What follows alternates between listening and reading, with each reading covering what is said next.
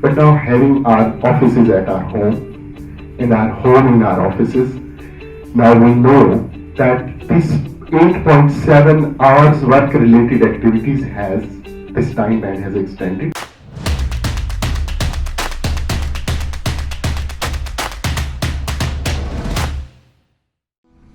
This is the time we are spending in work-related activities. Okay, again, least documented economy. I borrowed this chart from secondary sources, and this is from 2007, when we were not much digitally connected. I mean, it's coming from developed world. At that time, maybe it was somewhat like that, what we are having now.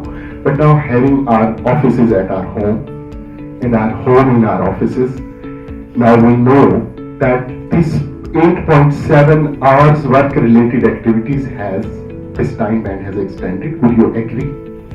While being at home, having this thing, I'm waiting for the time when, like Germany, after 6 o'clock, receiving a call from your manager is illegal now, you know that? And now they are trying to bring 4 working days, week, and lot of intervention. Still they will keep on making mercedes and some better stuff. But hence, I want to rest my case with this proposition that wellness should start from workplace. If it has to start at all, I mean, I'm not discarding the importance and significance of household wellness, but still, because it's easy to approach and come up with those interventions which can be applied at organization level, wellness should start at work.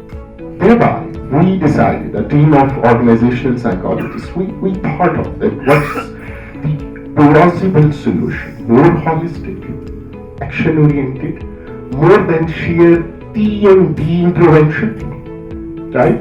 TMA-based, some fancy trainings in some fancy places. What can be more than that? More impactful, more sustainable, which we are talking about throughout the day. What was our premise? That we should come up with wellness at work intervention. It's a holistic 4 to 6 months program. And it is actually entailing all the emerging constructs of occupational health psychology which are being practiced in developed world. Our conventional training programs are derived from TNA, training need assessment. Wellness at work is from development need assessment. It is corrective and curative. We are talking about evaluative and prescriptive. It is one-off and pre-decided.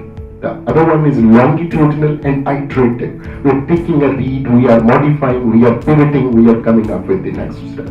Not a 12 months training program on HUC, on personal wellness, on leadership development, high potential leadership development. There is no iteration in that approach. Return on investment, difficult to ascertain. Return on investment, evidence-based.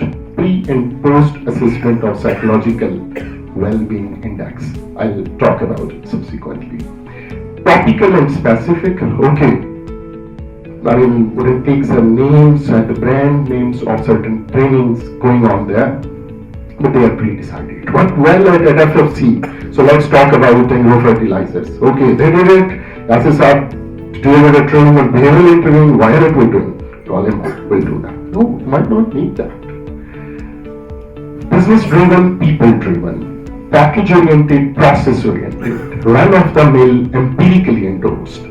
Impressions, inspirations, and theatrics, affective, cognitive, and behavioral change we are talking about.